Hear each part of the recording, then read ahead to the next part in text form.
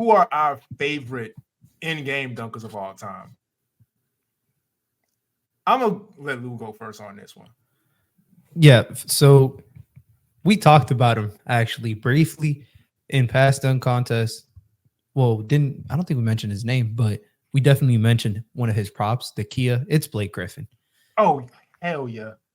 Blake Griffin gave us the single best year of poster dunks I think NBA history has ever seen and will ever see, because the shooting wasn't as great back then. But it was just the combination of his in-game dunks with the players that were able to throw him the lobs just made it just fucking French. Yeah. What is it? Chef's kiss, French kiss. French chef kiss, I guess. French. Yeah, it just made it. Nah, but yeah, Blake Griffin. All the lobs. Obviously, CP was throwing, but it wasn't just CP. It was Jamal Crawford throwing him lobs.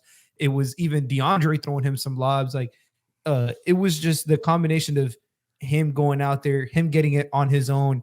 That specific year, I'm pretty sure he put Kevin Love on several posters.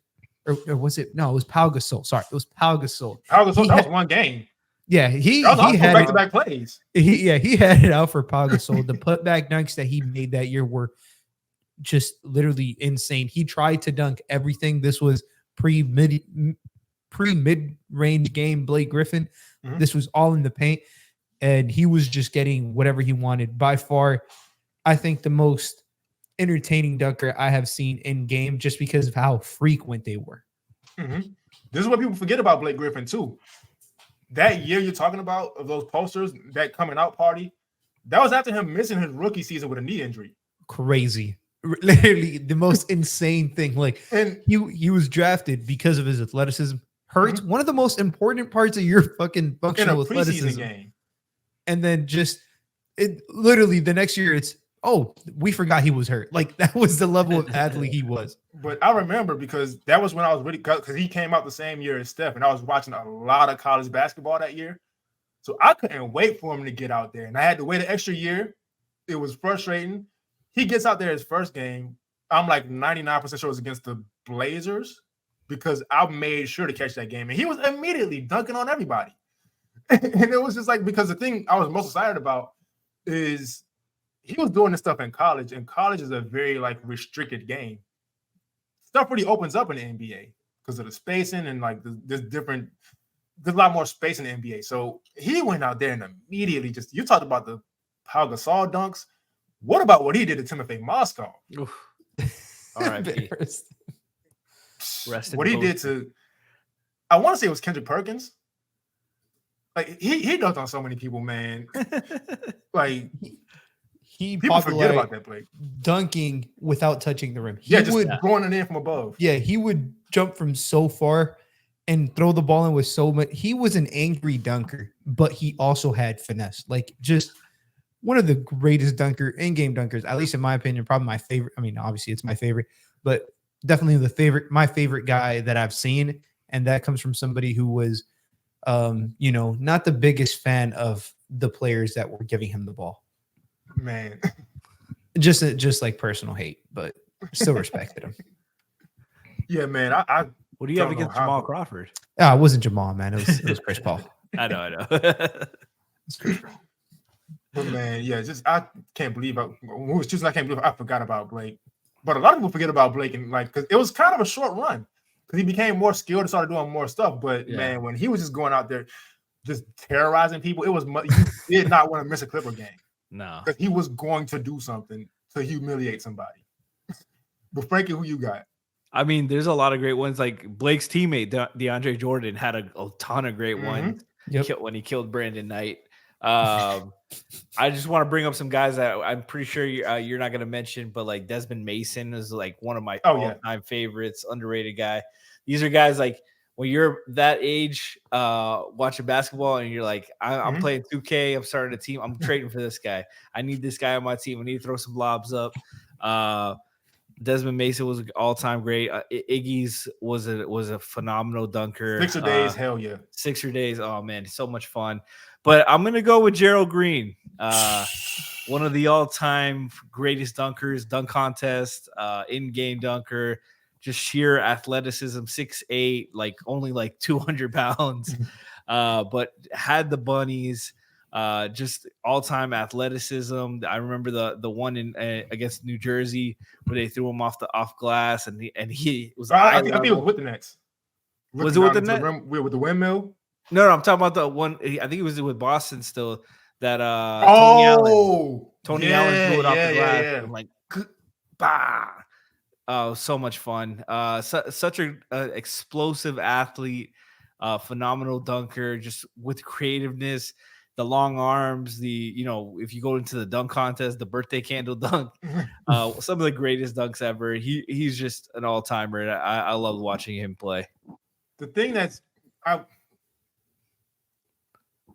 sucked about his career is his NBA game didn't really catch up until his dunking started to kind of decline. He had a couple years where he was starting to be a consistent NBA player with the dunks, but. And maybe I'm a little biased because he came to Miami and just stopped dunking. And he was like trying to be Tracy McGrady or some shit, and it just didn't work. But Mario Chalmers saved his life. It's just like another thing where he actually was on no. I remember now. He was on the Celtics team the year before they got KG. Yeah, he was part of that trade. Guys. He was part of that trade, and that's why his game just ended up not really. He went to Minnesota where they were real bad. And I think he was teammates with Sebastian Telfair, who I also had a huge bias for because Tour de Fire is my favorite basketball documentary of all time. So I would try to watch that team, and it just wasn't working, man. But Gerald Green for sure, man, because he was one of those guys. He used to do this thing where he wouldn't even have the ball. It would just be like practices where he just like jump and like put his shoulder at the rim just to show he could do it. Yep. And that's just insane to me. And he was still doing it like after his NBA career, he was still doing it in the G League. It was just in the G League, people didn't see it. But man, one of the all-time greatest foam fingers of all time was Gerald Green's when I think he was with Phoenix. So if you don't know Gerald Green, he started dunking like in the 8th grade, and he went to dunk on a double rim while wearing a ring. And when he came off the rim after the dunk, half of his ring finger was missing because it got cut off from the ring getting caught onto the double rim. So he had like the stub there, and they had the foam finger like this. Like this. It looked so funny. But shout out to Gerald Green. And he wasn't he was one of those I mean Blake was mostly like this too, but he was more of like lobs and tip dunks, kind of in-game dunker. I think the guy you're going to go for had those as well as on the ball, off the dribble dunks. And those are, I give those guys credits because those are incredibly tough to do in-game like that in traffic in the half court. And so my pick, first of all, let me say, originally I was going to go with Vince Carter. But I feel like it's kind of obvious. Like, he's the greatest in-game dunker of all time pretty easily. Well, him and Dominique, greatest in-game. Him and Dominique, best in-game dunkers of all time. I feel like it was a little too obvious to go with Vince. So I'm going to go with my second favorite, to be honest with you. And this is somebody who, because of how great of a player he is and the fact he's, like, older now, people forget how great of a dunker he was when he was younger. And it's LeBron James. LeBron James, in his first stint in Cleveland, was, and in Miami too, but he bulked up in Miami, and his vertical kind of went down a little bit. LeBron James, in his first stint in Cleveland, was a ridiculous athlete.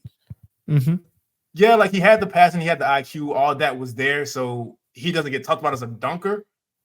But anytime you have somebody off one leg, taking off from behind the dotted line, looking into the rim by mistake, like that's just insane to me. He had like that one dunk in Dallas where he went baseline. The defender came, may have been Brendan Haywood or somebody. The defender came. It was supposed to be a regular two-hand. He put it all the way on his hip and brought it back and dunked it. That's insane to me. He took off from the foul line against Milwaukee just because. He had that one dunk. That was insane. He had that one dunk in Chicago. Not in Chicago. It was in Cleveland, but against Chicago, where he came off the pick and roll, took off from behind the dotted line and just floated for like 3 seconds and dunked it. Then there's obviously the dunk on Kevin Garnett. There's the dunk on Rasheed Wallace. And I remember that being a Nike ad where he's dunking it and like his arm is like straight out, like he's pointing at somebody, but he's dunking this ball. And it's like the just routine, like reverse windmills, just like people forget how great of a dunker LeBron was and how easy it was for him. Like I said, he bulked up in Miami, so it went down a little bit, and then he started to get a little older. And even he'll still give you a windmill or a double clutch reverse every once in a while. He can still do it. But there was a point in time where he'd do these dunks and have to duck from not hitting his head to not hit his head on the rim.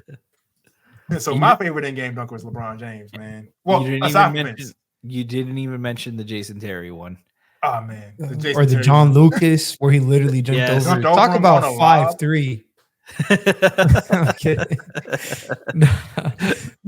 You know what's so crazy, specifically about LeBron, the year he had the most dunks was his 2016, 2017 year in Cleveland. He had 145 dunks, which is crazy considering he was 32 at the time. That was like what, was 15th year in the league? Yeah, that was his 14th year in the league. 13th year in the league, sorry. But that 145 dunks is ridiculous considering that was also one of the few years he missed like several games.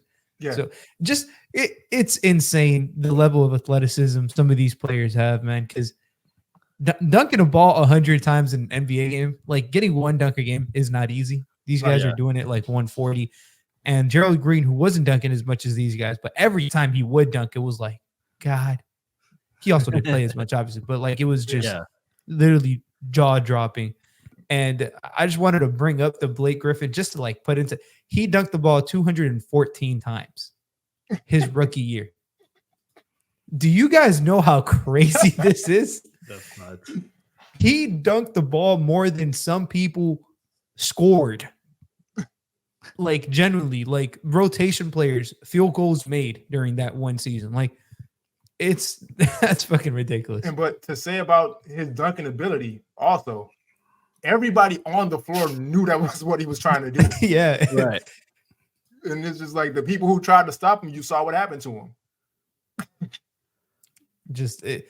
Literally, just damn near 20% of his field goal attempts were just dunks like, as a rookie. And then the next year, he dunked more. He just, he didn't play as many games because it was a lockout year. He dunked 192 times the next year in 66 games.